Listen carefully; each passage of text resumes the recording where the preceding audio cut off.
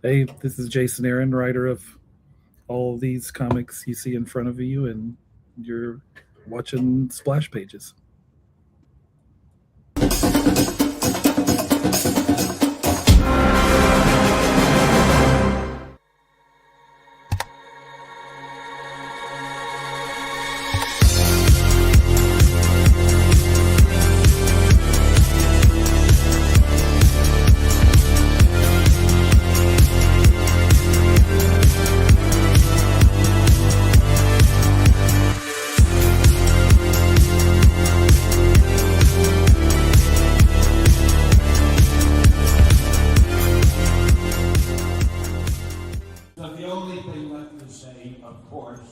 Is the one obvious thing.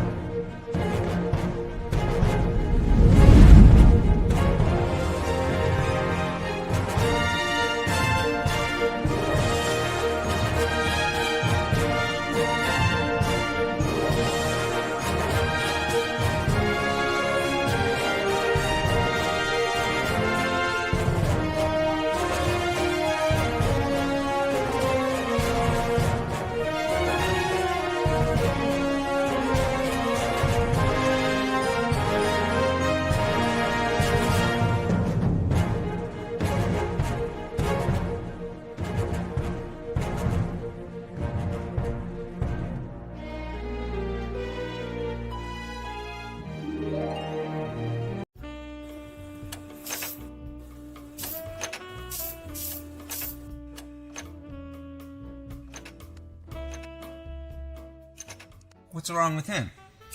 His girl just broke it off. It's her father. He doesn't want her dating a zombie. Why? What are they, demons? She is predeceased. An outsider? Mm-hmm. Man, you're asking for trouble. She broke my heart. You're a zombie. Technically, you don't even have a heart.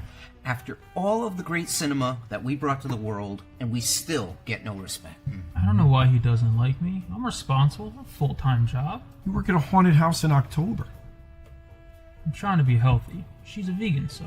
Wait, you're giving up meat? Oh, come on. What are you gonna do?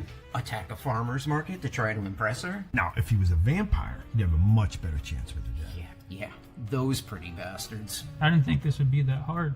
Hard? Man, I'm a zombie and I'm black. Oh, here we go. I blame the educational system. I blame the media. I blame George Romero. Oh. How could you be so disrespectful? Coffee? Zombies don't know much, but they do know good coffee. Deadly Grounds. It's coffee to die for, and zombie approved. Who's George Romero? Just have some coffee. Hey, happy Saturday, everybody. You are watching Splash Pages. My name is Leo. I'm the monkey behind the keyboard here. We have an amazing show scheduled for you, as always. And Carrie, how's it going? It's going great, Leo. I got 19 and a half hours of sleep yesterday, so it is evening for me now as I spent the whole night up. And Ratatosk and I are celebrating with my Moscow Mule, and he's got some gin. I am super excited about our guest tonight, by the way. I'm so happy that we have him back. But don't take my word for it. Drew's going to fill you in on who we got, if you weren't able to tell from the introduction. Drew. And I am not drinking a Moscow Mule. I am hydrating, but it's all good. It's all good. Yes, everybody. Happy Saturday. Good morning or good afternoon, depending on where you are in the world. As Carrie said, we have a phenomenal guest coming back again. We're going to have to give him his 3-time chip at some point. If you've read Marvel or DC over the last 10 to 20 years, I'd say you definitely read something that he's done.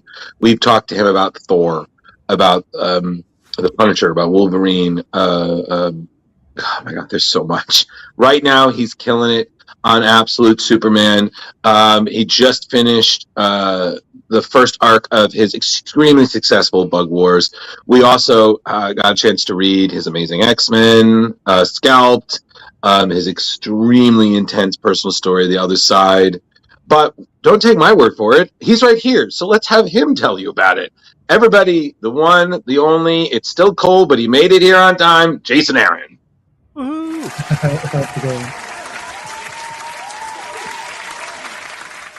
I think you guys' opening credits got a lot swankier since I was here last. Those are pretty cool. Well, if we were going to get you back, we had to up our budget, Jason. You know, like, you know, I believe the term would be absolutely. You know, right? Also, Drew, I almost wore that exact same shirt this morning. Oh my God, really? Looked at it in my closet, but I went with the Brody King shirt. Oh, that's fine. But it's so funny because literally I was like, "Where's my Superman shirt? Where's my?" And I was like, "You know what? It's Star Wars. He did a lot of Star Wars. This is fine. This is okay. This is a favorite. This is R2. He's the faithful mascot. You know, so it's all good." I was almost twinsies with Rob Lee when we had him on because we were both wearing the same Ghost Machine shirt, only in different colors. So yeah, it was pretty. It would have been fun to have like the two of you back and forth.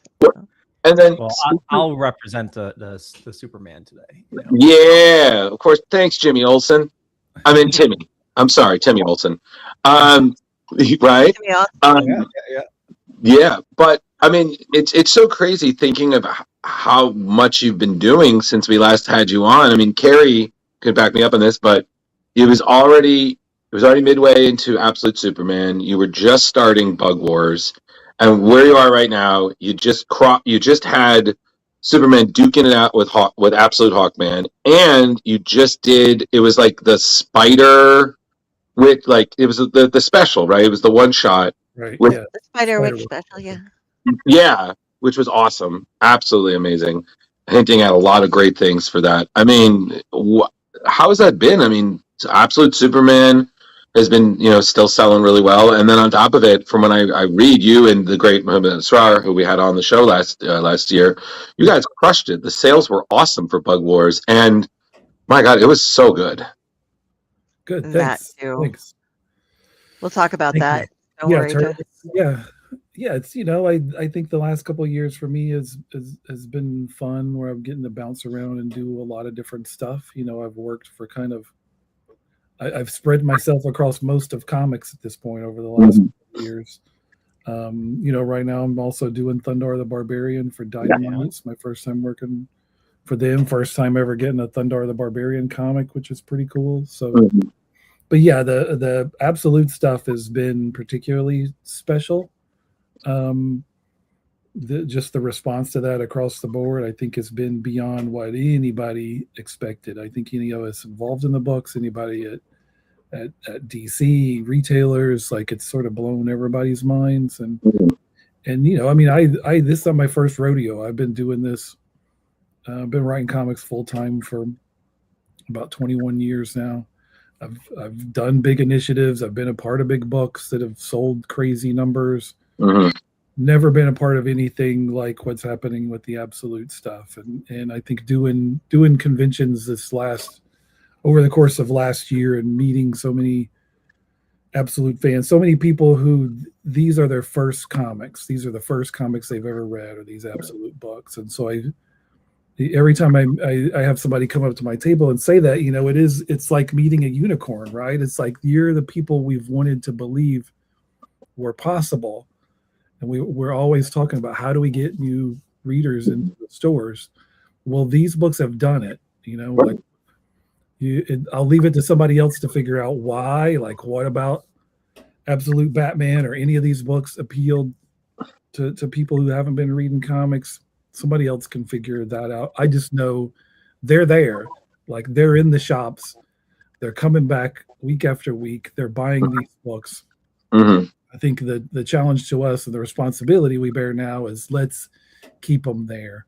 Right. Let's make sure they turn into longtime comic book readers, not just reading, you know, DC books, but reading, you know, Image books and Marvel books, and let's all just the people are in the stands. Let's all step up and swing for the fences. Well, I mean, it's kind of like a fitness goal, you know what I mean? Once you've hit the goal, it's not just, okay, you've done that, but now you got to maintain it while you keep pushing forward. Yeah, it sounds harder when you put it that way. I'd rather think about it in terms of comic books Right. than my watch telling me it's time to get up and take a walk. But You need to go under less the sustainable. I think a good part of it could be, with, and I absolutely, I'm a longtime comic reader, and I absolutely love the Absolute Universe. Superman is freaking amazing. Batman, absolutely loving it. Wonder Woman, I haven't had a chance to do Green Lantern or Martian yet. But I think a big part of it is, it's a little difficult for new readers to get into comics with such a back history, characters, maybe it could be intimidating. Where Absolute, it's a brand new story, brand new take on the characters. Everything's, unique. And I mean, you're absolutely killing it. And I don't want to spoil too much, but I have to say, like, that box he received a couple issues ago, that was a tearjerker right there. Oh my God. That was like friggin' amazing. Yeah. Carry on, Drew. Like, no. I was going to say, for me, I could just read like a whole mini series about Absolute Superman's parents. Like, I loved what you did for them, because I feel like again, it's kind of like what I feel happens to parents of the heroes sometimes. Like sometimes they become more figureheads, but you don't really know much. Like the greatest thing we knew about at one point, Martha and Thomas Kent, is that they died, and that is how Batman was created. Later on, other writers like yourself fleshed out the characters, but and we know things about Jor-El and Lara, Yeah.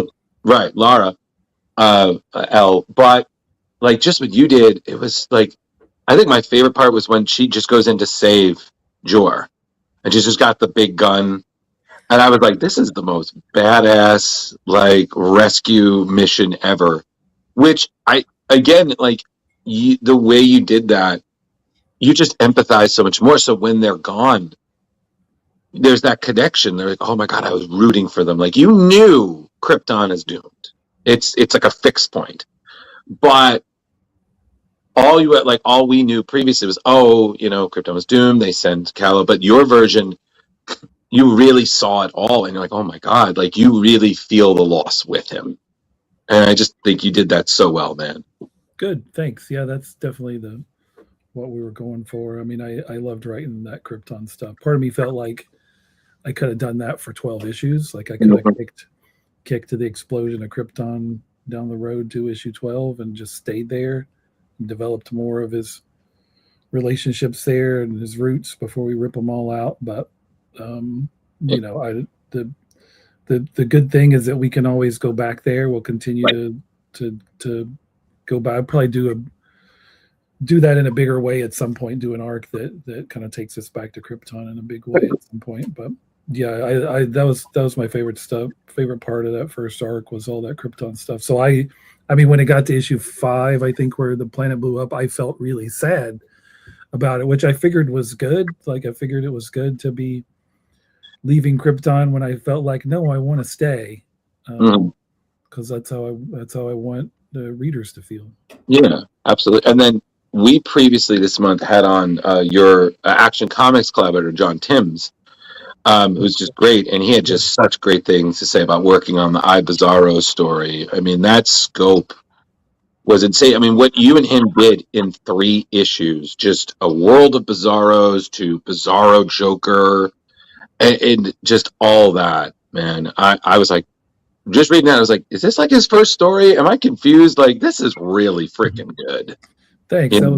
That was fun. Yeah, John was great to work with. I think he killed it on that story. And yeah, those 3 different issues are kind of 3, dramatic escalations of that story. Mm-hmm. Yeah, I'm really proud of that. That was my my first time getting the chance to put words in the mouth of Superman, which was, again, even having done this, 20 something years, I felt very intimidated in that moment. I felt like a newbie, fresh off the boat, where I was like, I don't know if I could do this. Do I know how to write comic books? Like I was questioning everything because just Superman felt so very intimidating.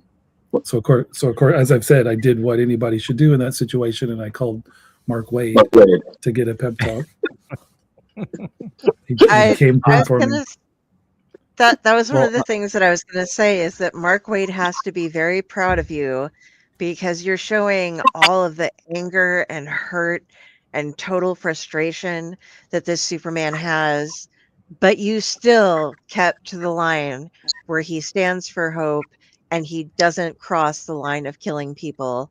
And that's hard to do for some people, to get as to show that much emotion and not cross that line. Sure. So I'm I assuming hope Mark was like, yeah. I hope. I mean, the times Mark says, he likes something, and Absolute Superman always makes me incredibly happy. I have, huge respect for Mark. And yeah, I think that to me, like the one of my main guiding tenets with Absolute Superman, it's not to change the character and darken him up and just make him angrier.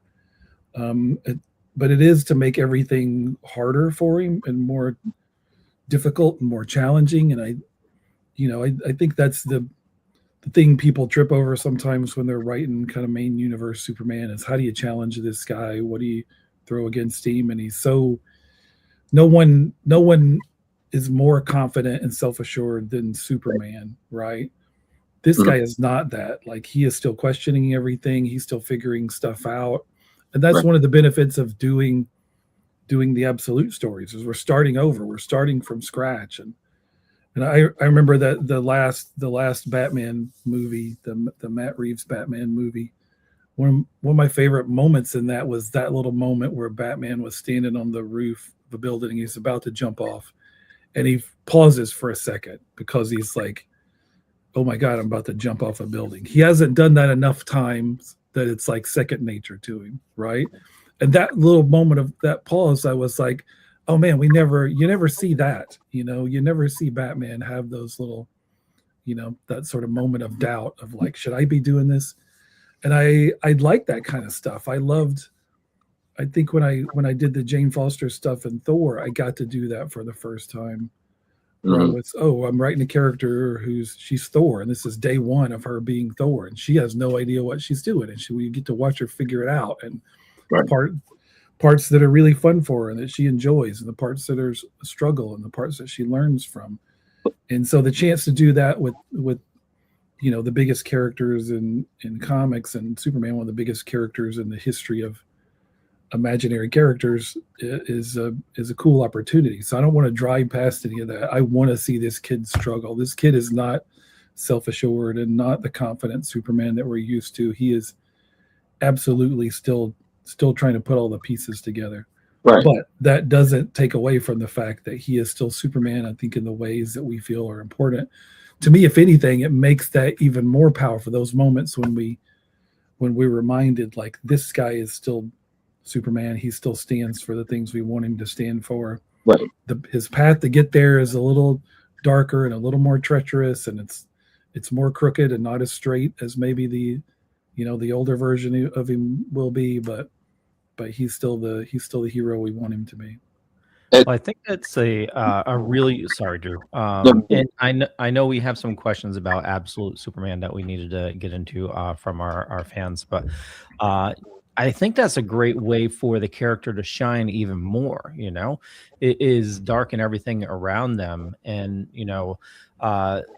especially with your Absolute Superman, how the shield is a sign of class, and he's like the lower class, and but also thinking about like Absolute Wonder Woman, where she grew up in hell, and you have all these creatures trying to kill her, and she's befriending them.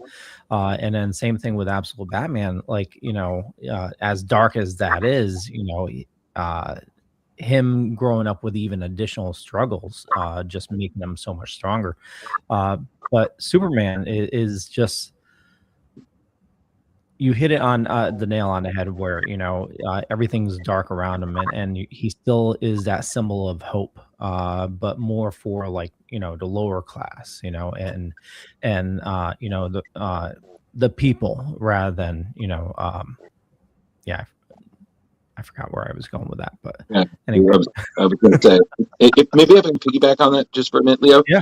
In terms of darker, I mean, don't get me wrong. Ra's al Ghul was very dark. Brainiac, like, way to tap into just a horror movie Machiavellian monster. Like, I mean, Brainiac has always been creepy and very much one of Superman's greatest foes, but your version, and I don't know if it was just how you wrote it or how your freaking collaborator with it, Carmine Di Giandomenico, just drew him, but I was just seeing him that way, even with the wires messing up his own brain. I was like, I'm sorry, this is terrifying. Like, if I woke up and this guy was literally putting me back together, I'm like, okay, this is not where I put my car. Like, not only that, but the people screaming, "Kill us, please!" Like, holy shit, that's man.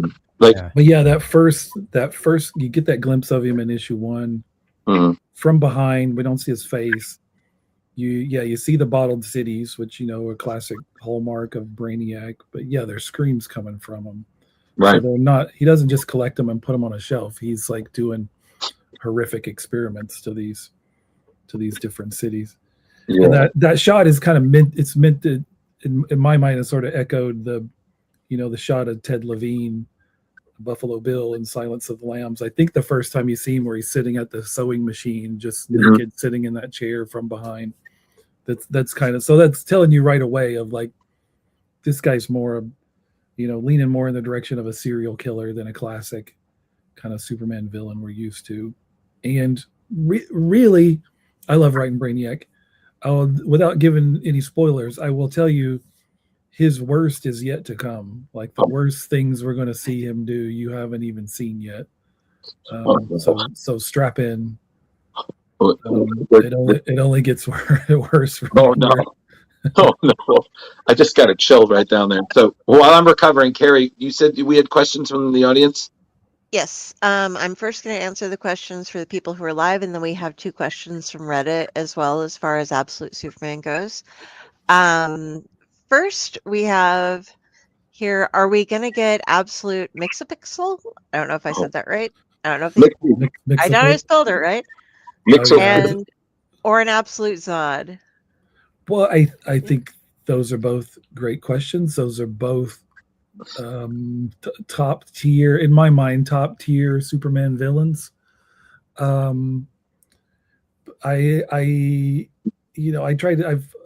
all along, I've tried to be very careful about what I say about Absolute Superman. I like the fact that I think with all the books, we're trying to be, we're trying to give readers surprises, right? Like, I love how on Absolute Batman, they've been blacking stuff out on covers, right? Because I mean, I think we lost so much of that over these years, where covers are solicited months in advance, and things are announced online in articles before the book comes out. So anything we can do to get back to actually being able to surprise readers makes me really happy, because it reminds me of reading comics as a kid. So their characters are going to pop up in Absolute Superman that we'll tell you ahead of time. Like you see in solicits that a character we're calling King Shazam is coming soon in the next arc. There's also another new character that pops up in that arc that makes their absolute debut that we're not telling you who that is. So you'll have to wait and be surprised by that one. So in answer to the questions, I will say those are absolutely characters that I'm interested in. Will you see either one of them? And if so, what point will you see them? You'll have to wait and see. I'm not going to give you anything along those lines, but I will just say, as of right now, at this point in the story, as far as I'm concerned, and as far as we know within Absolute Superman, Kal-El was very much the last son of Krypton. Like he has found no other traces. There seem to be no other traces of anyone else surviving that blast. And I like him being the last son of Krypton. So I'm not going to rush into, well, he's the last son, but also here's Supergirl and here's Zod and the Phantom Zone villains and here's the Eradicator, who I'm going to be incredibly cautious about any of that stuff. Agreed. Okay. Right, and then If I can make one request, Krypto. You see him in the beginning. Krypto, buddy. I just love Krypto. Look, Krypto being in there was meant to be part of the heartbreak, right? Like he was a good boy till the end. He saved Kal's life like that the hours before the planet exploded. We don't specifically see anybody else's ship explode, right? As he's looking at his parents. But I mean, it's in my script and in the way Rafa drew it, it's clear, like, the whole idea is that there's multiple ships zipping through the exploding debris. But when that planet blows up, there's just one ship that comes out of it, Did anything else survive? Who knows? I mean, we are predisposed to assume, yeah, of course. Like, we know like 20 things survived, right? Like a whole bunch of people survived. This is a different story. So for now, I'm afraid we have to assume Krypto is dead, just like Jor-El and Lara, and just like everybody else on the face of that planet. Amazing. But Kal still has hope. I'll say that. Okay. All right. Okay. Okay, so here are the two questions from Reddit. The first is from One Bad Jam. I am Brainiac. And this is, I'm sure there's going to be kind of a vague answer for you, but how many issues do you have planned currently? Like, are you planning for an ongoing, or are you planning to end anytime soon? For Absolute Superman? Yes, this is under the Absolute Superman Reddit. It's open-ended. I mean, my initial pitch, kind of the Bible I wrote in the beginning, I had an outline for 12 issues, which turned into 14 issues. Right now, I've got things sketched out through issue 25 or so. Kind of know the overall arc of what I'm doing after that. And I think I figured out what will ultimately be the ending of the story. But in terms of how many issues that is, don't know. I mean, I think when we started all these books, it was very much a question mark of like, we're going to do a year and see how it goes. We don't know how people will respond. As we talked about, the response has been phenomenal. And, you see Absolute Superman up to like what? Like the 12th printing or 13th printing or something on issue 1. And Superman's like, like 10 or 11. And keeping all of those books in print, like incredible success. So I think that's now we're dealing with the responsibility of that and still figuring out there's no set end date for these books. So I think we're all still figuring that out together. So yeah, as far as I'm concerned, everything's still open-ended right now. But I know story-wise where we're going, where we're headed. It's just a question of how long it'll take to get there. Awesome. I for one hope it continues for years and years, because I'm absolutely loving it. What do you got next? Next we have Kai Chainsaw asking, how will the Clark Kent Kal-El dichotomy work in this version? Since the Smallville residents call him Clark, but Lois calls him Kal-El, I'm curious how each person decides on what to call him. Yeah, that's a good question. I think that's still a developing situation. I think for me from the get-go is important to, I never liked the idea of Kal-El Superman pretending to be Clark Kent, right? That Clark Kent is like this affectation that he puts on these glasses and combs his hair in a certain way and pretends to be clumsy and pretends to be this other person in order to throw people off. I felt like I want to do a version of this character he's not pretending to be anybody. This is who he is. But within that, he's both of these personalities at the same time. It's not out of the realm of possibility that you act different ways depending on the situations you're in. And I kind of always use, as a football fan, I use the analogy of Troy Polamalu, who's one of my favorite players as a big Steelers fan. Who these if you don't know football these days, Troy is the guy from the Head and Shoulders commercial. He's the guy with really, really long, beautiful hair. But as a player, he played safety for the Steelers, Hall of Fame safety, and he was off the field very quiet, very soft-spoken, deeply religious. Even on the field, he was constantly making the sign of the cross. As a player, played like a beast, would knock the shit out of you. Like that was, guy who played with just crazed, reckless abandon. So I thought of somebody like that, of like, this guy is the Clark Kent persona is real. He is really a shy, awkward kid. That's who he was on Krypton. That's who he still is now. And there are plenty of times, the first few times we meet him, he's very, very soft-spoken, and people can't really hear what he says. And we even continue to see that sometimes now. But when he needs to flip the switch, and when the duty calls and he needs to be Superman, when he needs to clock in and go to work, he is a different guy, and he can very genuinely be both of those personalities in one. And I think we'll continue to see that. Even as he gets more powerful, as he gets more confident and self-assured, presumably in his identity as Superman, he's still going to be that shy, awkward kid at heart. The question was always, since we kind of took the Kents out of the equation in terms of his origin, like, well, how would we ever get to the point of calling him Clark Kent? And we eventually did get there in a different sort of way. So I think, to me, we'll have to kind of see how that develops. He doesn't have a traditional secret identity. He kind of just is who he is. I think Lois calls him Kal because that's who she's known him as, in the same way that, like my partner, I call her one thing, but her family calls her something else, right? Because that's what they've known her as since she was a little kid, but now she goes by something different. So I think to Lois, he's Kal-El, and he is Kal-El, but to the people in Smallville, he's embraced that name of Clark Kent, and to them, he's Clark Kent.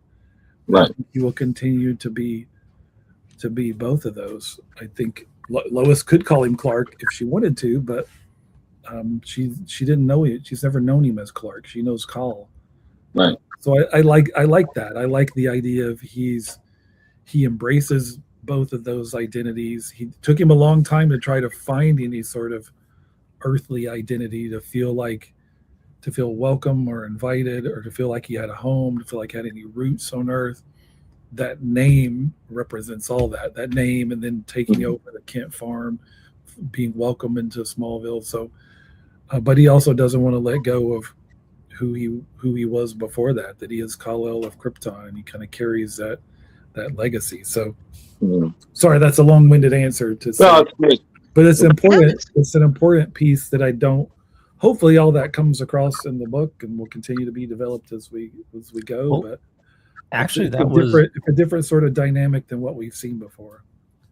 That was actually a great part in the book when Lois is describing, her. I think it was her first interactions with Kal, and she's talking about him going from a soft-spoken person to instantly a commanding presence when needed. That was such a powerful thing. Yeah. Thanks. And yeah, and I think it's hopefully it's clear the recurring motif of those first 14 issues, that first opening arc, is the question of who are you, right? Like that's that, a great final beat of Lawrence of Arabia, right? When he comes out of the desert and that guy's yelling at him, who are you? And he doesn't really know. He doesn't have an answer. So I think for 14 issues, we watch Superman Kal-El struggle with that question of who are you? And that's what somebody asked him. Somebody asked him that at the very end of issue 14, like when he drops Ra's al Ghul off in Pakistan and the symbols torn away, and he same thing. He doesn't know. He still doesn't know what the answer is. And then getting that name Clark Kent is like obviously deeply profound moment for him. But that doesn't put that question to bed. He's still sort of figuring out that simple question. Who am I? Well, and kind of to piggyback on talking about something else that we definitely read as well, that idea of identity and loss. I just have to bring up because we read the first arc of Amazing X-Men that you did with the great Ed McGuinness, and I have to say, like, I've read a ton of your X-Men, and I'm still a huge fan of Wolverine the X-Men. Amazing was such a phenomenal arc because it was just, you balance stories, in my opinion, so well by having like these big themes where you have like the action and these great one-liners, but then there's all this profound like themes of loss and humanity and friendship. Like you could get easily distracted with the swashbuckling pirate X-Men, but then you have the moments with him and Wolverine talking about how they're going to die, or getting stuck in the snow, or just Kurt's struggle with being in the afterlife, which is supposedly perfect, but he longs to be with his friends. Sure. That unfinished business. It was fantastic. Thanks. And, I haven't gone back and I haven't read that stuff in forever. But I'm glad you like that. I loved writing the Nightcrawler stuff. That stuff's kind of a bookend with the last issue of Wolverine Weapon X. Well, did a Wolverine solo series called Wolverine Weapon X, and I think the last issue of that was kind of around the death of Nightcrawler, and it was the last will and testament of Nightcrawler, and it was just he left instructions in his will for something he wanted Wolverine to do. This task he wanted him to undertake, and he does it, and the story's really about these two guys and talking about questions of faith over the course of their lives together. And if you look at everything I did with Wolverine over the course of like 6 years and all these different stories, going back really to 25 years ago when I won a Marvel Comics talent search contest with a short little Wolverine story that was about a conversation about faith. That was a recurring theme through a lot of the Wolverine stuff that I did, and that kind of culminates into a full page splash of two guys hugging each other, where Wolverine and Nightcrawler reunited, and you get this great hug. So we don't you don't always often see that kind of emotion and that kind of stuff from Wolverine, and that he's the he's the short little scruffy hairy guy who stabs people a lot, but he's got a big heart under all that hair. That atheist overboard just killed me. I love how much you put into. I don't even remember the part that you're talking with. Did I write that? Yes, you did. Yes, you did. I think it was. I like that line, but I do not remember that. But I think it was Beast getting flung overboard, and because he's like, "I'm a man of science," and it was just like atheist overboard. I want to go back one sec. I'm not going to do all the questions I had. I just have one mention that I wanted to do still with Absolute Superman, and this doesn't go very far, but I love how you had Perry White deliver the Kirby line, "This business will break your heart, kid," and then made it thing, and it was just like, oh, that was perfect.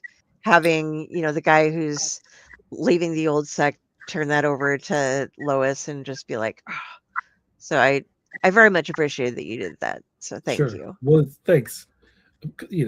Classic line. That's also the title of the issue, but it's this world or this universe will break your heart. So it's not just this grizzled old news hound talking about the newspaper business and how it'll grind you up and spit you out, but it's also reflects on the relationship that we're seeing between Superman and Hawkman, where Hawkman is this, to me, Hawkman's like the grizzled old beat cop who's showing up to talk to this bright-eyed rookie.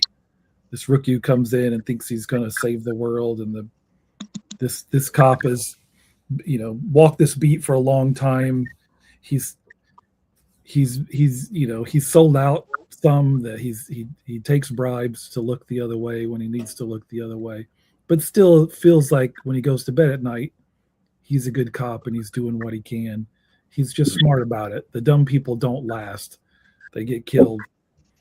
So it's also, that the Hawkman is trying to give that same sentiment to Superman of like, you don't understand what kind of world this is. The absolute universe is a dark and corrupted place, and if you try to walk this, be the highfalutin pretty boy and walk this line you think you're going to be able to walk, you're going to get chewed up and spit right out, just like this long litany of people that have come before you. Yeah. If you want to survive and be the good guy, you got to do it like me. Right. So yeah, that line has a lot of meaning within that issue. And then kind of moving back to Amazing X-Men, Carrie said there were so many great lines in this, but there was one line in particular that I forgot how much I loved, and it's just a testament to how much I just enjoy the thoughtfulness and just the odd zaniness of your writing. It was in this issue. It's after Nightcrawler is done fighting with these pirates, and the angel is like right there. That line right there. Wow, I haven't seen anything quite that exciting since that time Harry Houdini and Abe Lincoln tried to see who could eat the most crab apples. I forgot how much that line got me, but I remember first reading it because I'm a huge Harry Houdini fan. Like, I actually wrote my college thesis on him.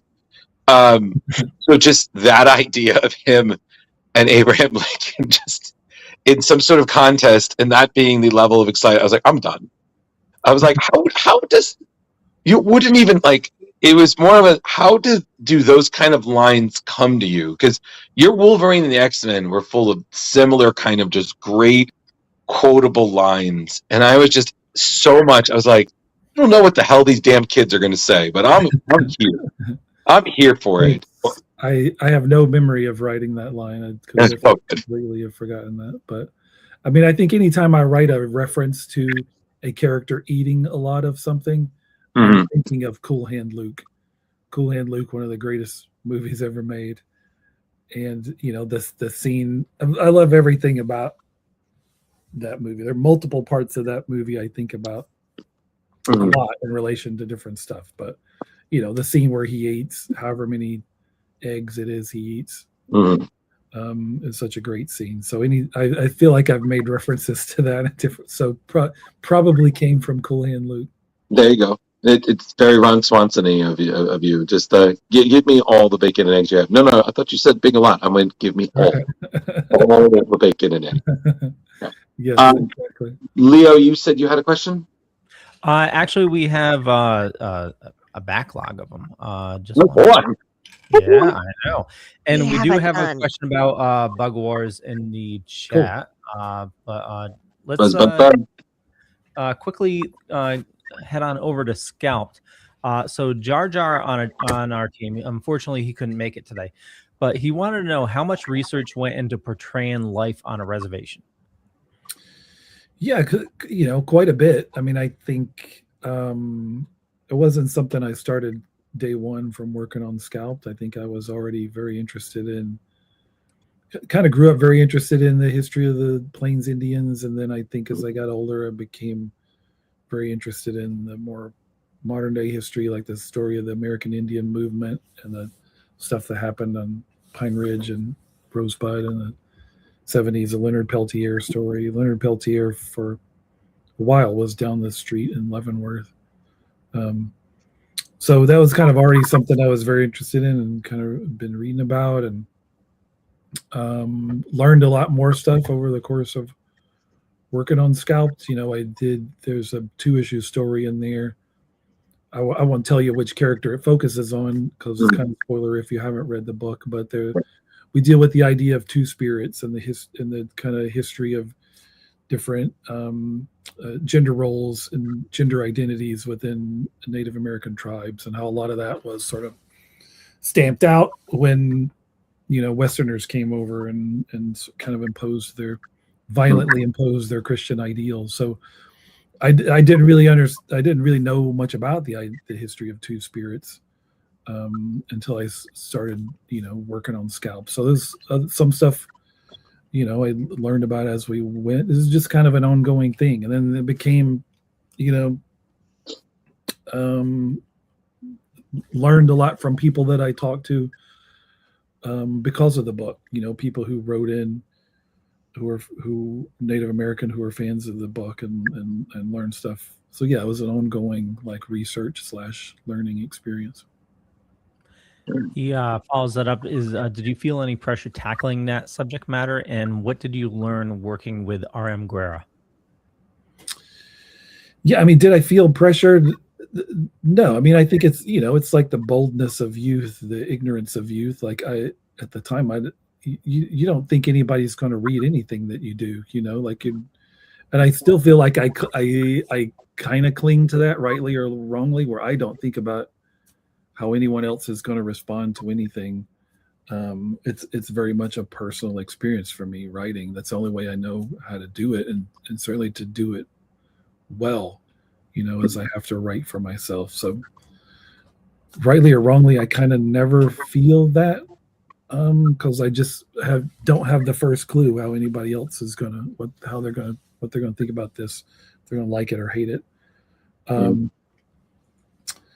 In terms of working with Guéra, I mean, I learned a ton.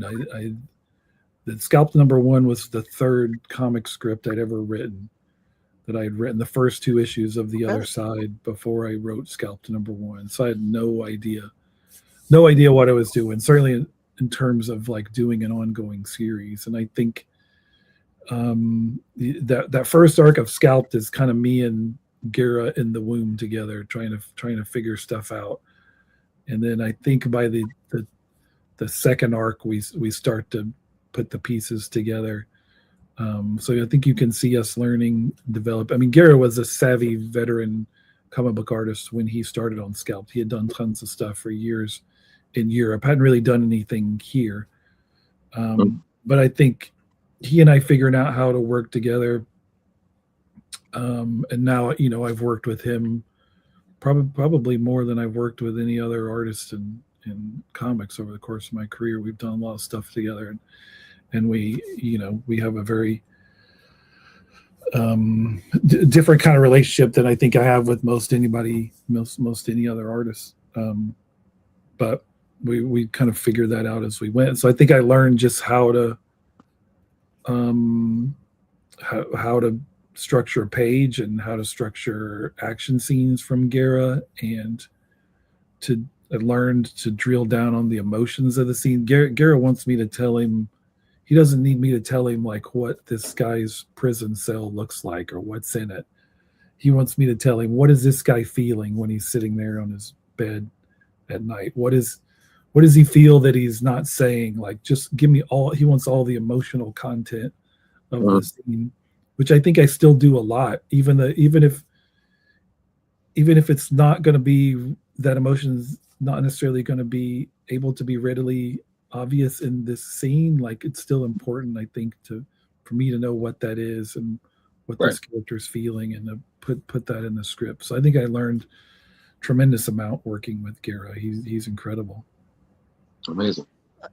And with him, Lilo Ridge on the colors, and Phil Balsam, it just, everything worked so well. You had that whole feel going for it, kind of a Western sort of thing. And then Jock's covers, just pow. Yeah, it's completely different style of artwork, but those are just a punch in the face to get you interested to go. That was just such a beautiful arrangement that you guys all had together. I was just blown away. Thanks. Seriously. Yeah, we had a great team. I'm super proud to have done a Vertigo series, to kind of snuck in, kind of one of the last Vertigo books to get a big sizable run. at the time. Now, thankfully, welcome back, Vertigo. We've got a bunch of Vertigo books. Just now launching that hopefully will get their own very, very long runs. But I got to work with an incredible amount of the wildly talented artists over the course of those 60 issues of Scalped, in addition to Guéra and Jock doing the covers. Got to did one issue with the incredible John Paul Leon. We Daniel Zazelle did issue 35, which is one of my favorite ones, which is it's like a completely, utterly standalone issue within the overall series. It just takes place on the reservation, features 2 characters we had never seen before and you never see again. It's just this very singular story buried in the midst of it. I loved working with Daniel. I was like, oh man, it'd be great to have him come back and do more stuff, but we decided I think it's best if he only does that one issue, so it makes it seem even more special in the midst of the rest of Scalped.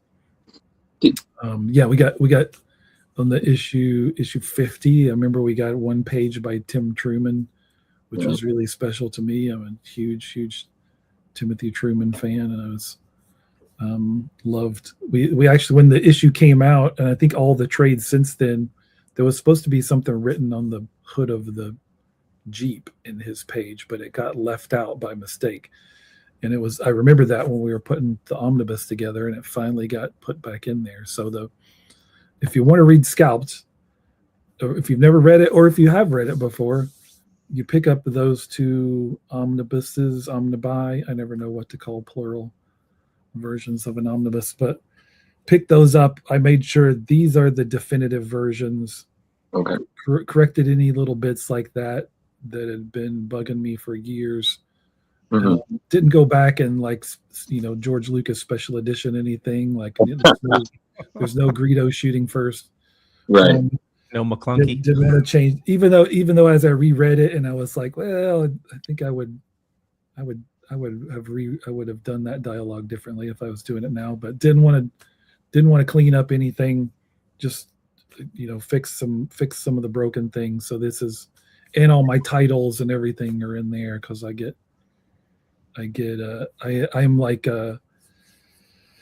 love giving each arc a title and each issue a title. Usually I've been over the course of my career, which drives most of my collection editors crazy, because they like in those Vertigo books, you pulled the titles out and they'd have to add them back in there. We actually went back in those issues and added back in the original titles in the story, which I always like, because I wrote those in the script. Sorry, I'm going off on a tangent. I'm just saying, this is your time to buy those tangent. It's all about swirling. Scalped available now. What we'll do is before we transition to something else. Sorry, not trans. Just I was just gonna say before. I'll let you go, Drew. When we break this out into segments, I'll put the links to those books in there, so we'll make sure those are covered. Cool. And also, they're still adding on to Star Wars. I don't know if you saw a couple of years ago, they added Greedo shouts McClunky when he gets shot now, which is I did see, yeah, that's like the Disney Plus version. Yep. He shouts, I'm sorry, he shouts what? McClunky. I can't. We just lost you. Okay. You just got out. All right. So Drew's out. So I get a question. No, Harry. It's not even that. It's just this is such a small detail. Who cares? He's dead. It doesn't matter who shot first. He's still dead. Sorry, I'm just Star Wars fan. Sorry. Okay. Go, Carrie. Quick promotion for the omnibus as well. You also get to read Jason's scripts. They're included in the omnibus, and they're fabulous, and it's fun. I love reading people's scripts and how everybody does everything different. So you get to sit down, read, and you said this is your first/second project. You were doing it along with the other side, kind of. So you get to see an early script from Jason Aaron. Yeah. It's wonderful. Young baby Jason. Yeah, and Hardly had And any I'm beard gonna at all back then. I'm gonna pull up one question from the audience real quick, Drew. Easy2171 wanted to let you know that the panels with Roz in the jail cell in Absolute Superman is next level, and that it's never been done before in comics, and that was very awesome. Cool, thanks. So Yeah, I like we that moment. yeah, We're continue to. It's important to me that Superman, Absolute Superman, doesn't have a recurring rogues gallery where he just fights people and locks them in jail and they break out and they fight again. That we're not going to do that. In terms of what that means and how he goes about trying to make sure that doesn't happen, part of it you see there of like, for him, it wasn't just about defeating Ra's al Ghul and bringing down Lazarus Corp. He's done those things, but he continues to go see Ra's and talk to him and try to reach him. So the fight for Absolute Superman doesn't end just when you knock out the bad guy. Like it continues for him from there. Yeah, no, absolutely.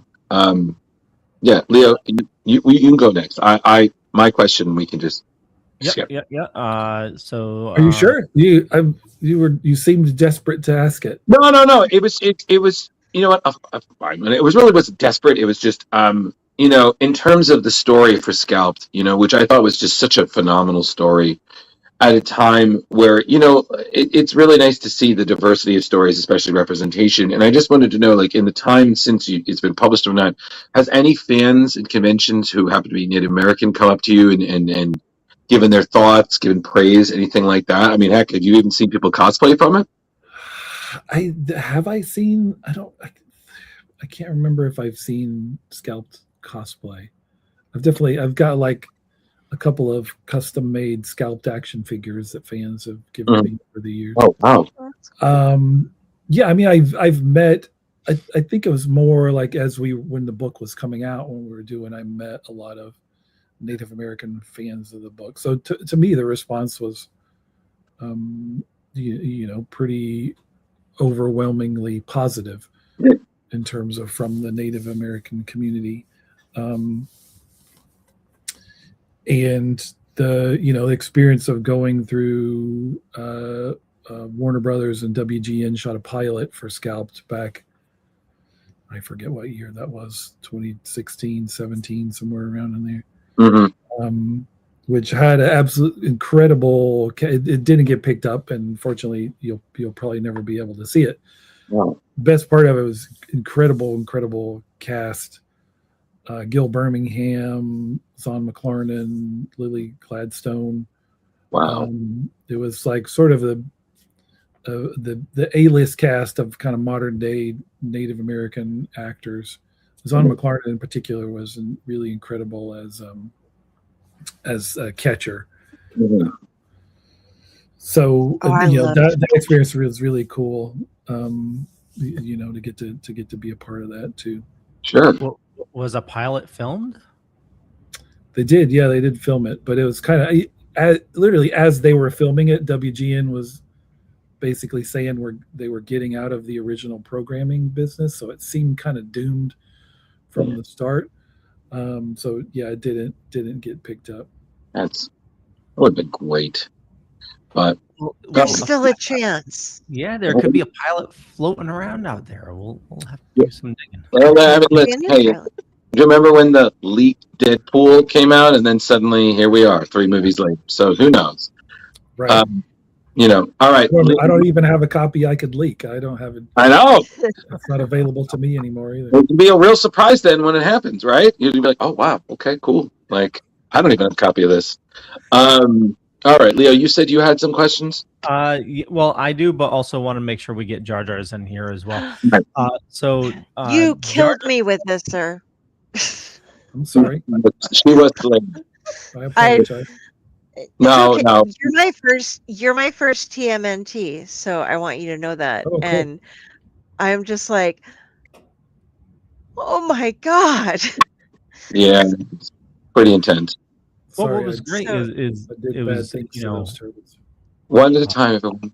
children, please. Look at Leo so- go first. Yeah. So Jar Jar had a couple questions. What was I'll throw them all out. Yeah. What was your first exposure to TMNT comics, cartoons, or toys? What was your mission statement going into TMNT? We know that it wasn't a reboot; it's a continuation. And how do you balance nostalgia with evolution? Well, those are all good questions. I mean, the first one's easy. My first exposure to the Turtles was the comics. I think I picked up issue 3 of the original series was the first issue I read, and kind of started reading it regular monthly not long after that. So it was that original black and white Mirage Studios book. Before the cartoon, before the movies, before the toys, anything, it was the comic. My mission, my mandate, taking over that book was the 40th anniversary of that original series, was to do something that kind of harkened back to the grit and the feel of that original book, and something that was very action driven, very had big double page spreads and splashes and big visual moments, and something that kind of focused in on just the 4 brothers, split them apart, kind of looked at who they were each becoming at this point in time, and then kind of thrust them back together to see if they could still function together. I looked at them as kind of, I use the analogy of like the Beatles around, when they're making Let It Be, or Abbey Road, where it's, I guess Abbey Road, they were whatever, around Let It Be, where they look like 4 different guys. They look like 4 guys from 4 different bands, right? Like they're growing in 4 different directions. And it's like, can they still come together and be what they used to be? That's what I wanted for the Turtles. So that image, and even the great Juan Ferreira, who did the second half of this run, he just sent me the other day the cover for, they're doing a big hardcover collection of like all 12 issues, and it's that exact image. It's the Turtles, but also the reflection of it is them in these 4 different roles we see in these first 4 issues. So yeah, I had tremendous fun on that book. And I think the third question was, how do you how do you balance nostalgia with evolution? Thank you. I mean, I think that's the question for everything that I do in terms of work for hire stuff in this business. That's, if when I was taking on Thor, doing Superman, it's all about like, how do you honor what's come before? How do you stand on the shoulders of the great creators and the great stories that have been told with these characters, but don't just pick the bones of those great stories. Don't just do a story to remind people of other stories from the past that we all loved. Like tell a story with these characters that we haven't seen before. Take them somewhere new. That's the only way that a character like Superman survives for 100 years, right? And continues to be one of the most visible and recognized characters on the face of the earth. You can't just keep doing the same thing over and over and over again. These characters have to grow and develop, and we have to put them through paces in new and exciting ways. So I think that's always the line you have to walk. And there are people, I think anytime you do something different, there are people who are not going to respond to that well. In my mind, what I did over the course of 100 issues of Thor was a fundamentally Thor story in every way. Story that you could only tell with Thor within the Marvel Universe, deeply rooted in the continuity and history of that character in all sorts of different ways, from the God of Thunder stuff, in particular the Jane Foster stuff, everything that I did. Some people were mad just because Thor's a woman now. Thor's a different character, and someone picks up that hammer and doesn't just get the powers of Thor, but assumes, starts calling themselves Thor. And so that's always the push and pull between, honoring what's come before, but doing new stuff. And I think I'm always, I'm proud of what I did on Thor, and I think that's a good example of me in my mind doing both of those things. You know. Yeah. Fair enough. So, when it comes to your time on the Turtles, like I said, you really took us through the ringer on that, but it was a beautiful story, and I don't apologize for making me like sad. I watch Vincent I take it Gallo back. and I watch Vincent Gallo and Steve Buscemi movies on purpose so that I have that like uncomfortable sadness that just resonates with me every now and then. But do you think that your story is done? You've handed it over to Gene now after you had your arc. Would you like to revisit the Turtles at some point in time, or do you think that what you did has already gotten you to like, I said what I wanted to say? Yeah, I said what I wanted to say. Yeah, that was a very definitive ending for me. That was always the pitch was always a 12-issue story with the ending as it was, as a way to kind of set up whoever was going to come on next. But yeah, those characters are important to me, important piece of my childhood. I was happy to be able to tell a story with them that I'm really proud of. Worked with some really incredible artists, but yeah, I feel like I've said what I came to say. Okay. I love that.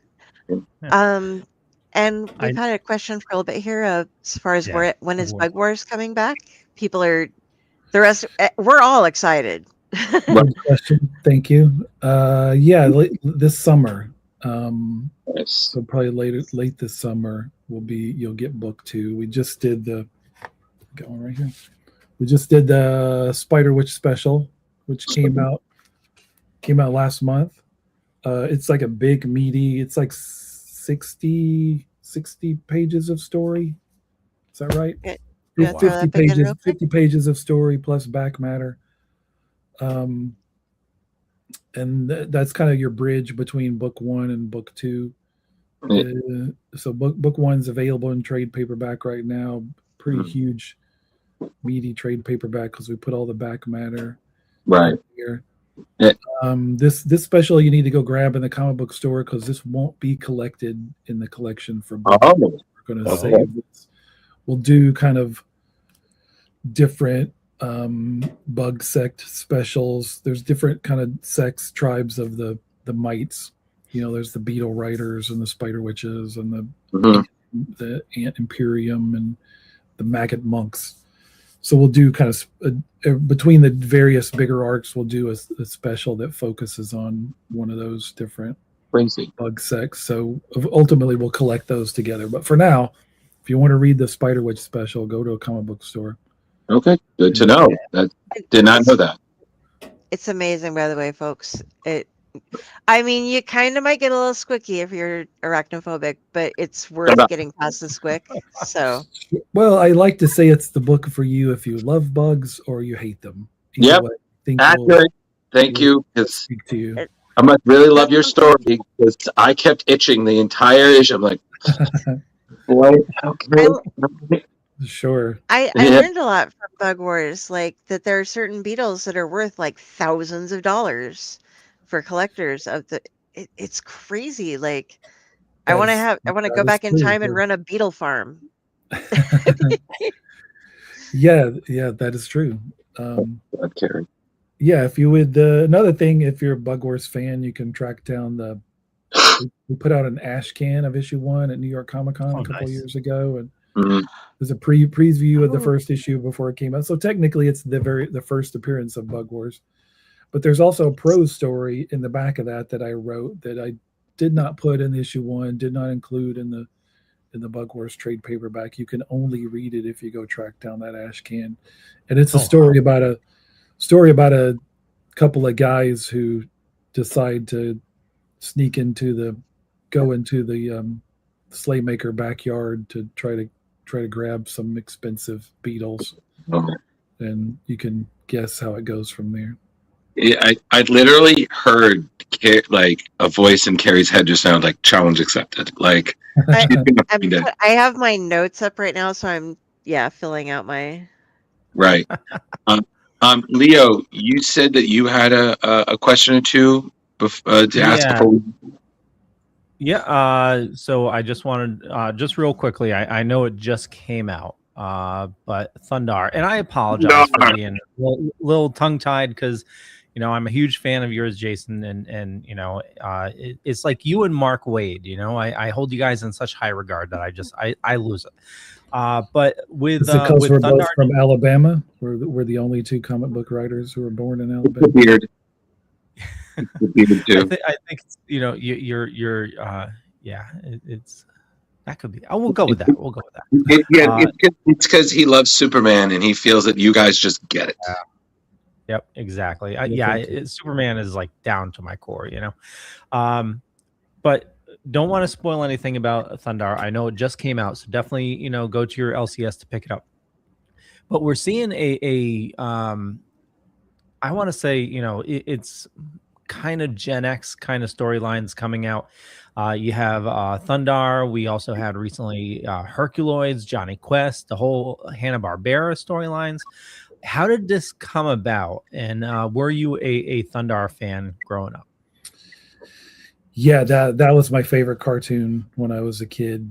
In the early 80s. Basically, when I was the kid who was playing in the backyard from Bug Wars is modeled after my actual backyard from when I was a kid. That's amazing. That was the same version of me that was playing in that backyard that was watching Thundarr religiously on Saturday mornings. Still my favorite Saturday morning cartoon. I'd never seen a cartoon like that. It's very action driven. It's like a sword and sorcery story, but in a post-apocalyptic setting. So if you took Conan and put him in Planet of the Apes, it's a bit like that. You've got wizards and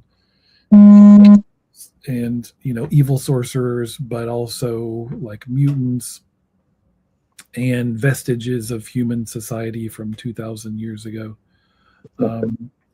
It only lasted 2 seasons. It was maybe best remembered for its incredible opening credits, which kind of tell you the story of what happened in the worst year. Turns out the worst year in human history was 1994, which was the year it all went to hell when human civilization ended. So that cartoon was created by an incredible array of legendary comic book creators, and it was mostly the brainchild of the great writer Steve Gerber. But then Alex Toth did the original character designs, and when he stepped away, they brought on Jack Kirby.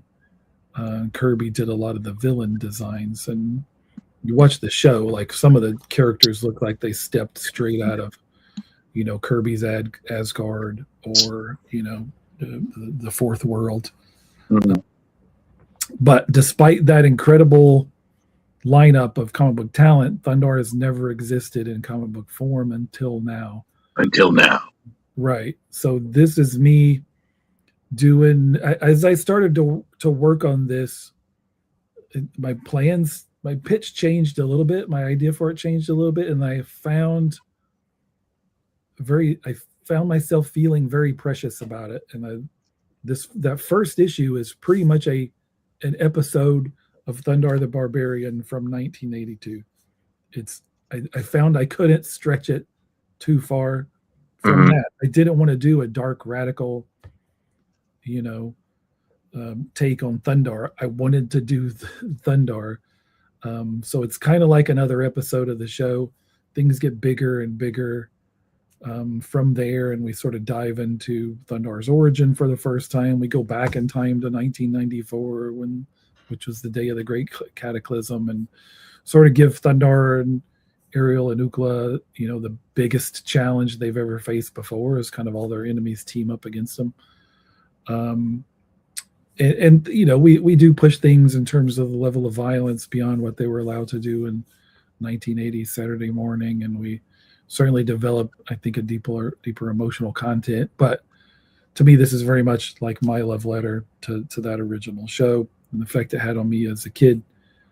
That said, I mean, if you were around then and you've watched Thundarr, you know who the man apes are, or the Groundlings or the Wizard Gemini, great.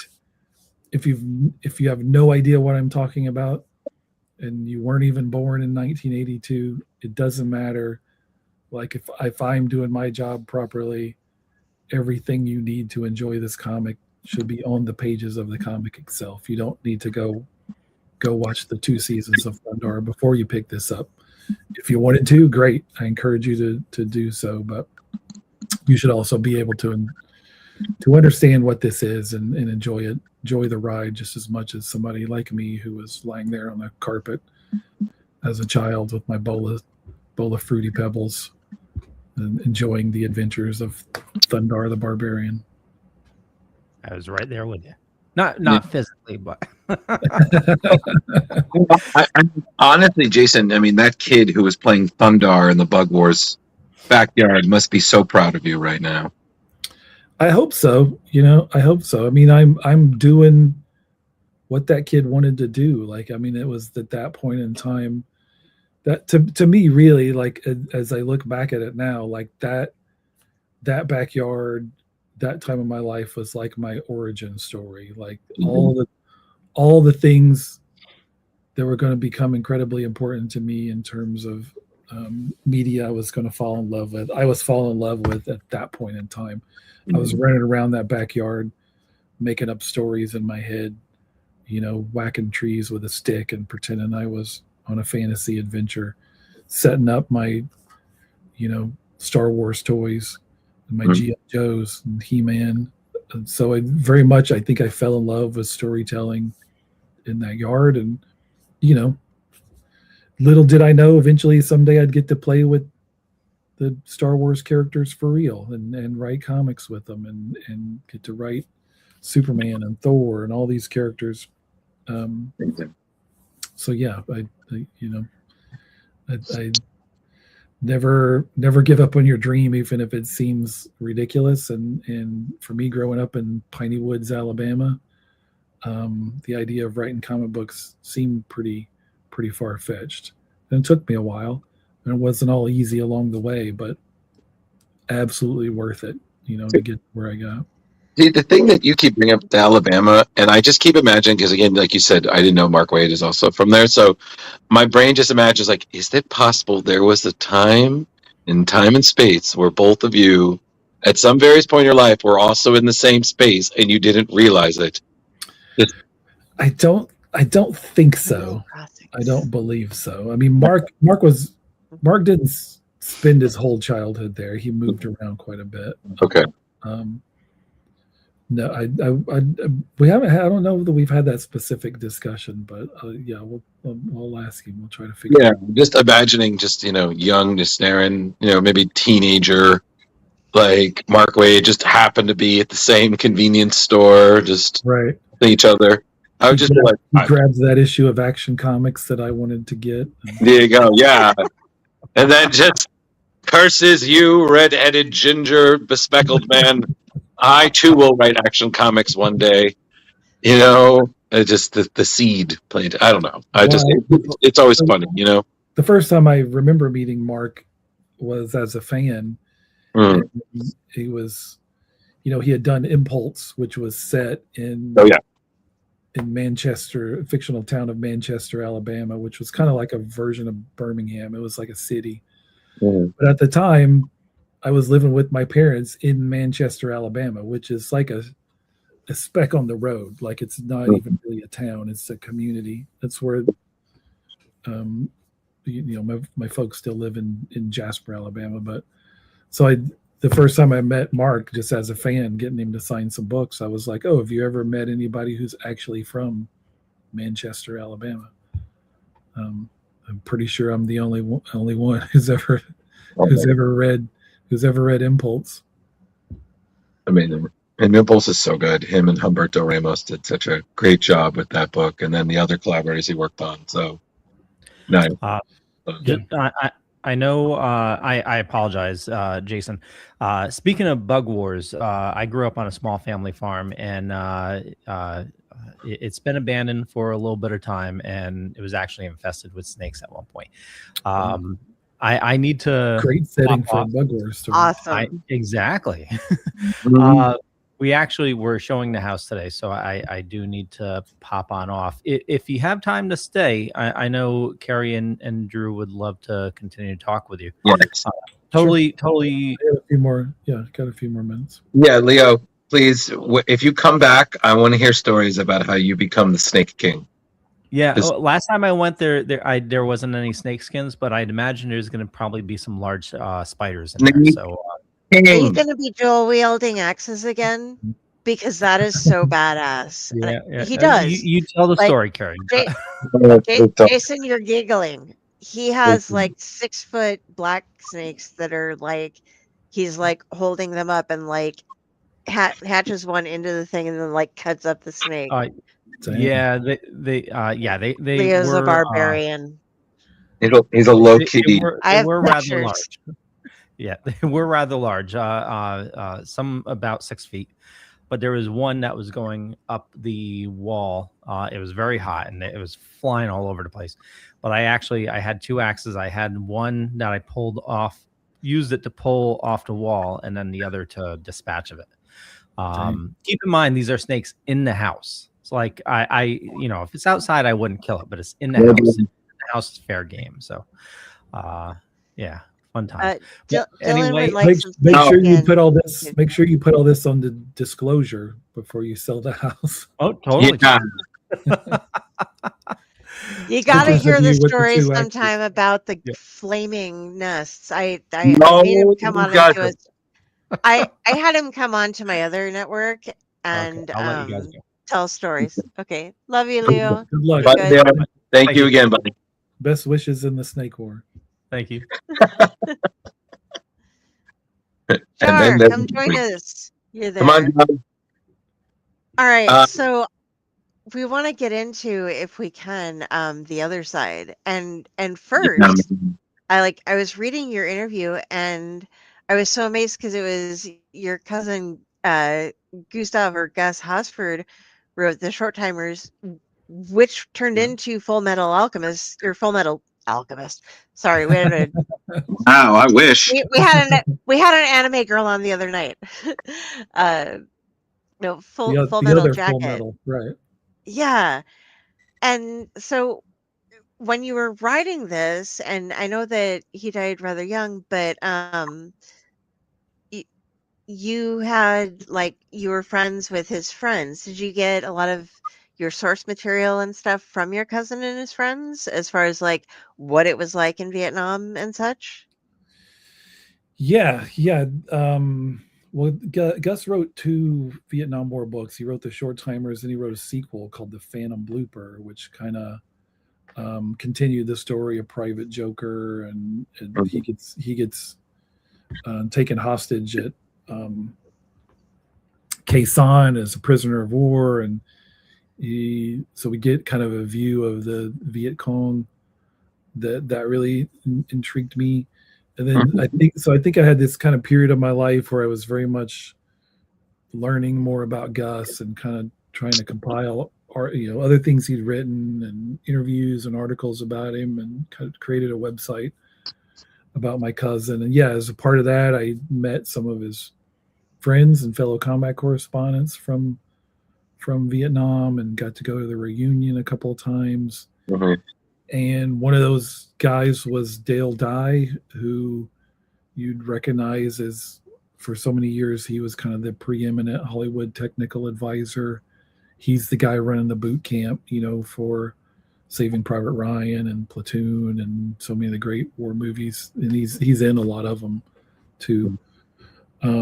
He was just another one of my cousin's friends from that troop. So as I was working on that book, it combined kind of that stuff from Phantom Blooper and I read some of the fiction from the Vietnamese side of the war, and that's the story of what soldiers went through from the north to make it south to fight in that war. If soldiers in the NDA was such a crazy story, as you're literally traversing the most heavily bombed area in human history, just in order to go fight.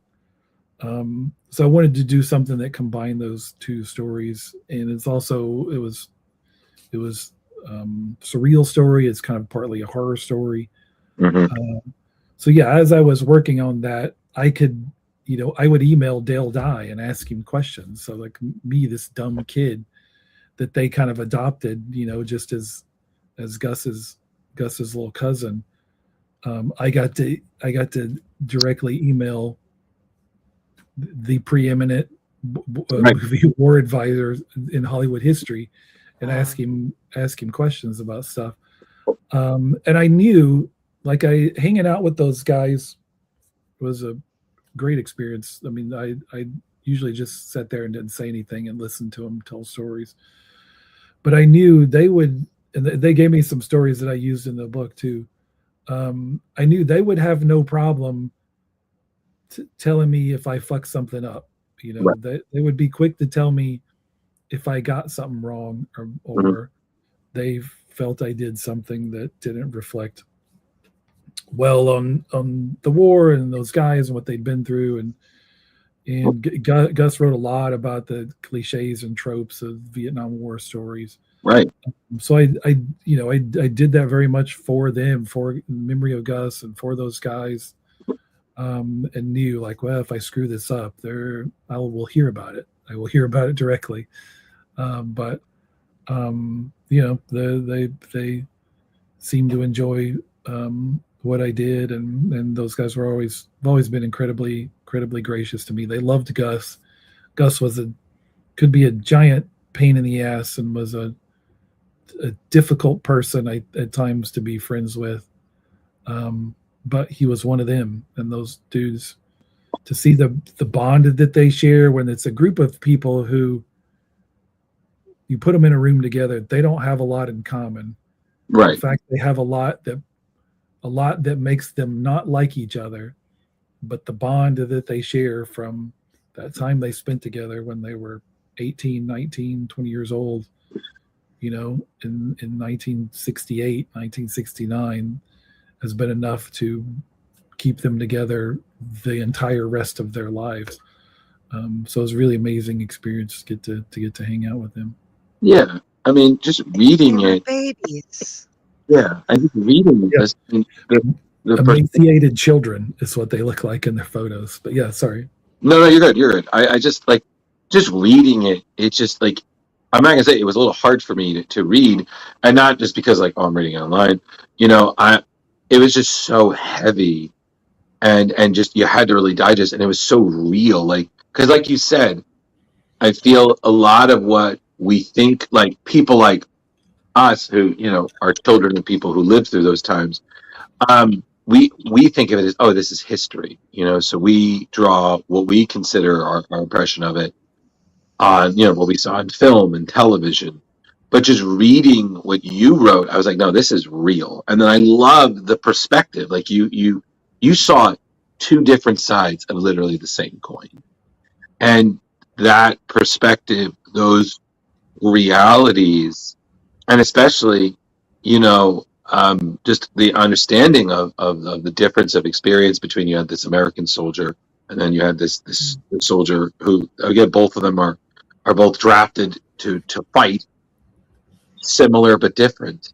And in the end, it ends exactly how you'd expect, where they're on the battlefield facing each other. And again, I'm not going to spoil anything because it was that, but that, and then on top of it, you had Cameron Stewart, who is just an absolute a legend, and he just nailed it. Everything from the discrepancy of bodies rotting in the muck to this soldier who keeps seeing groups of dead people just multiply as time goes on. It was just, again, kudos to you, man. Especially since if I'm right, that was like really early on in the career, right? That was the first. The Other Side #1 was the first full comic script I ever wrote. I had written, only thing I'd written before that was that short story for winning the Marvel Talent Search contest. So yeah, man.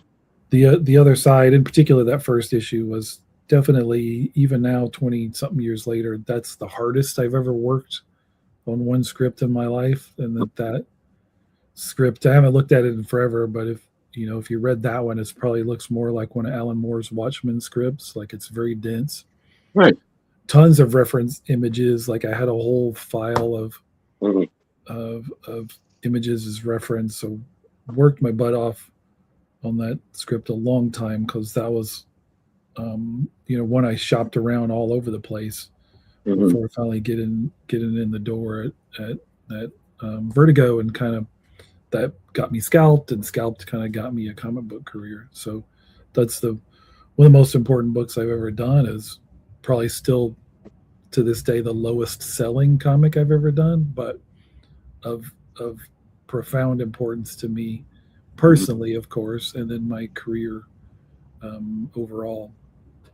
Yeah. Again, thanks. Yeah. No, absolutely. Yeah, go there. It was such a I don't want to say this like wrong. It was such a fantastical book with Billy's insanity and having the ghost and having his gun talking to him, and things being really just nuts. And Dai also had his moments. Am I pronouncing that right? I think so, yeah. Okay, but we're like, I can't remember.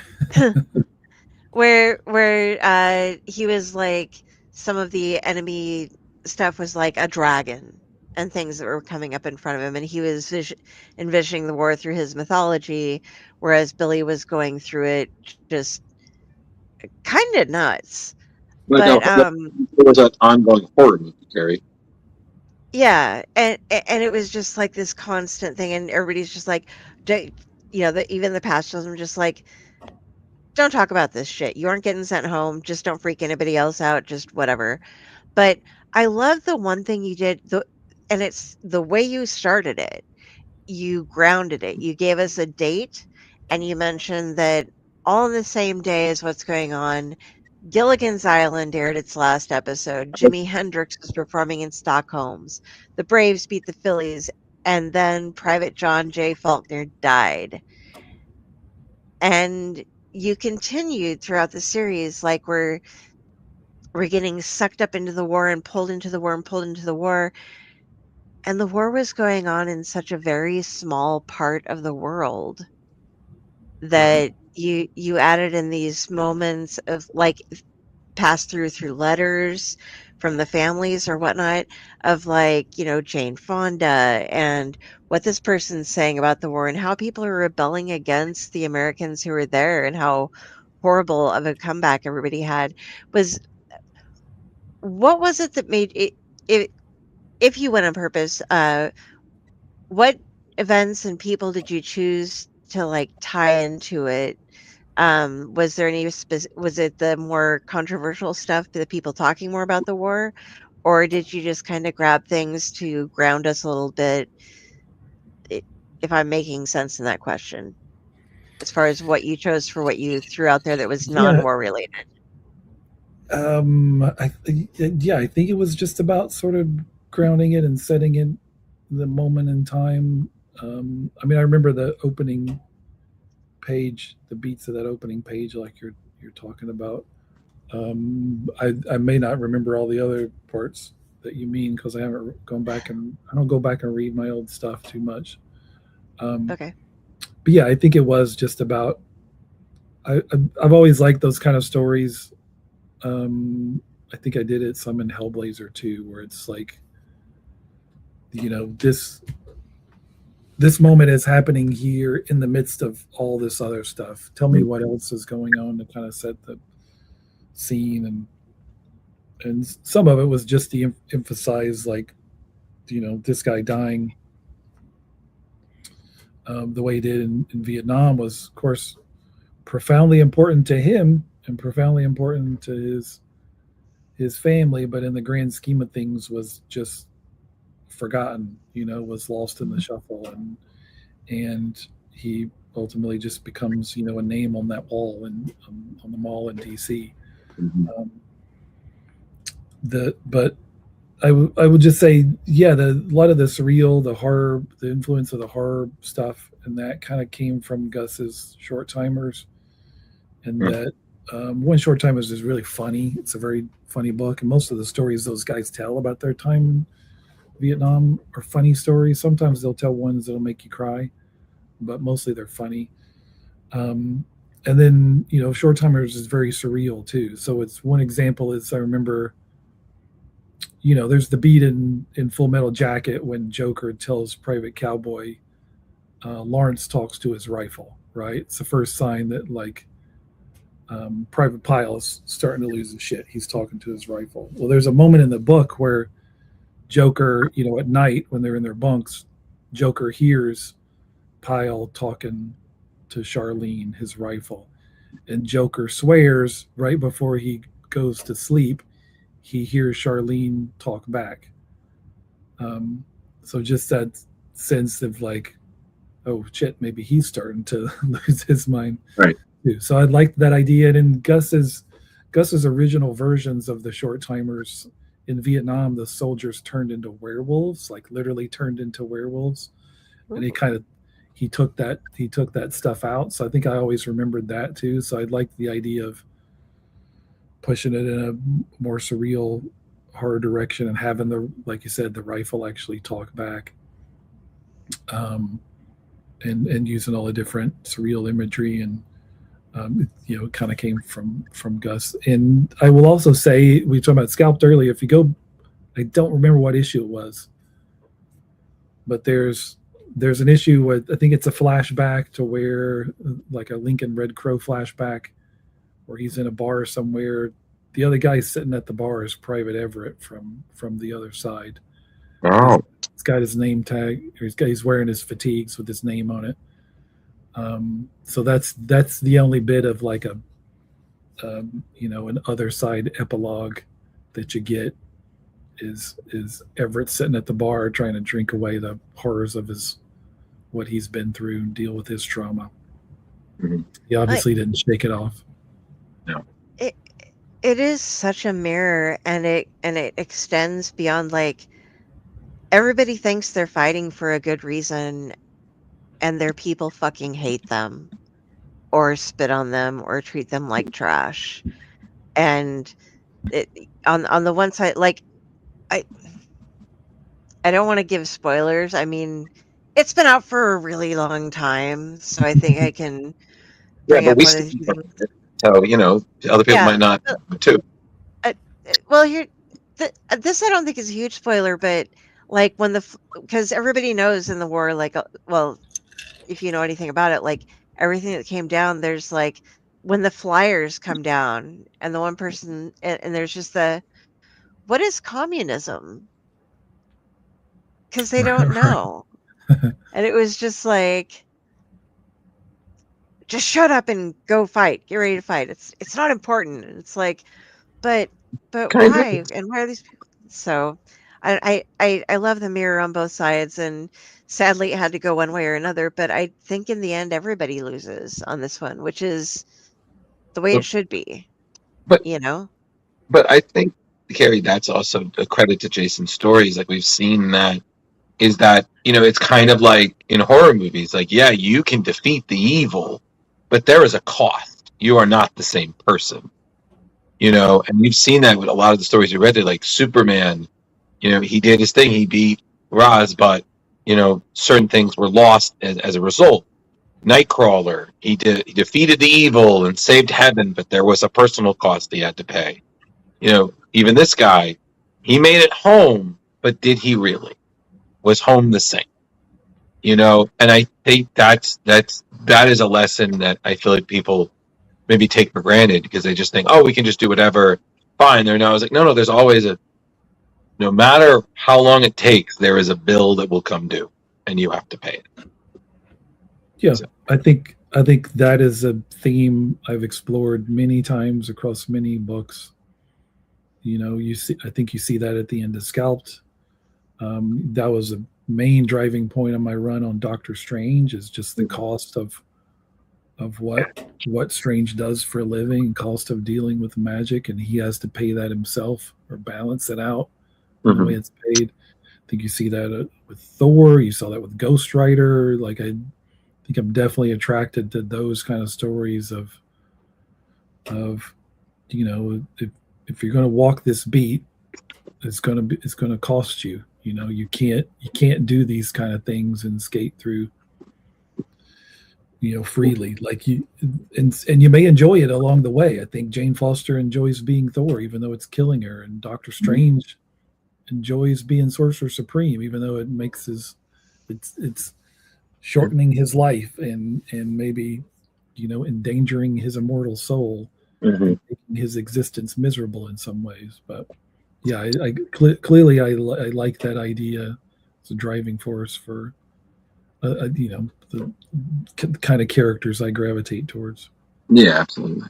Well, I'm good if you're good too. So, do you want to maybe wrap up? We've kept you for over an hour and 40 minutes, sir. So I do want to give you back the rest of your Saturday. I got comics to write. Yeah. I'm gonna play up here. Do you have any cons that you have confirmed coming up, and where do you like people to interact with you? I do. I'm looking at my board. I do. I'm doing more conventions this year than I did last year. So the first one you'll see me at Emerald City next month. It's my first time there in quite a few years. Right after that, I'll be at MegaCon in Orlando. Then I'll be popping up here at Planet Comic-Con here in Kansas City. So that's 3 shows just next month in March. In April, I'll be in Portugal for the first time, a show in Porto. And then I got a couple more scheduled after that, but I don't think those have been announced yet. So sweet. So yeah, I'll be popping up at shows a lot more this year. Other than that, the best way to keep up with me is my Substack newsletter, which I put out once a month or so. I'm not incredibly prolific, but lets you know like what I'm working on, where I'm going to be, what's coming up, links if you want to buy any of my books from my online store. So yeah, that's the best way to keep up with what I'm doing. Okay. And we'll see you soon, Dylan. Love you too. Our co-host who couldn't make it to the show, who's pulled over on the side of the road so he can ask you a question. Oh no. Yeah. No, in a good way. Not like bad. Oh, gotcha. Yeah. He would like to know if Southern Bastards is coming back. Well, believe me, if I could answer that question, I'd be screaming it from the hilltops. But there's no answer I can give you. As been announced recently, that we're working on a pilot for Hulu with Onyx and Proximity, Ryan Coogler's company. Oh shit! Yeah.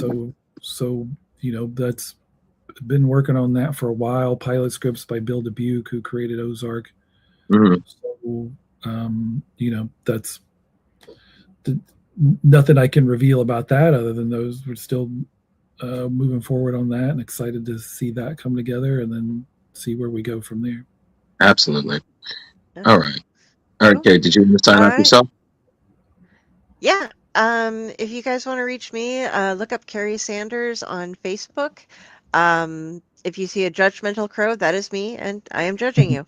That's my avatar. I write things, I interview on some other shows and do some storytelling and things like that over on the Hour Light Network, as well as being here with these lovely gents and sometimes the amazingly beautiful Mahana / MJ. The squirrel goes everywhere I go. It drives everyone besides me crazy. So Ratatosk will be around if you see me on vacation. He just drinks everywhere we go. But catch up with me, say hi. If you got any questions, let me know. I check, just give me a message. And like I said, start on Facebook because I have all the Insta and but I haven't made a single post on most of them. I just follow people on them. So that's what I do. But let's go see what we've got going on in the world of Drew. Hey, everybody. Thank you so much for joining us, everybody. We're really excited, and it's always great having Jason and Aaron with us. He's always welcome anytime. He knows that. He's just got a lot of comics to write, so that's why there's a lot of time in between. If you need to get in touch with me, Facebook, Drew Malo. Same thing with Blue Sky, Ghost Fisherman 1984 on Instagram. Generally speaking, I am more busy than I actually realize. So if you reach out, I promise I will do my best to get back to you. Why there's only one spirit, because if it goes to two, then that's crazy. But I'm always looking for another adventure, so let's go. Ha Whoosh. All right, and who do we have coming up next, Drew? Right. Thank you, Carrie. I almost forgot because I got distracted by Great Adventure. Not the theme park, just general adventure. We have next Tuesday, we have the absolutely lovely Amber Akin. It's coming on to talk about her upcoming project, Penny and the Yeti, which is 100% adorable. And we're extremely looking forward to interviewing her and her collaborator in the next upcoming weeks. So definitely tune in for that. And yeah, watch, like, and subscribe, everybody. Thank you so much for joining us, Jason. And thank you so much for watching, everybody. We will see you later, and goodbye.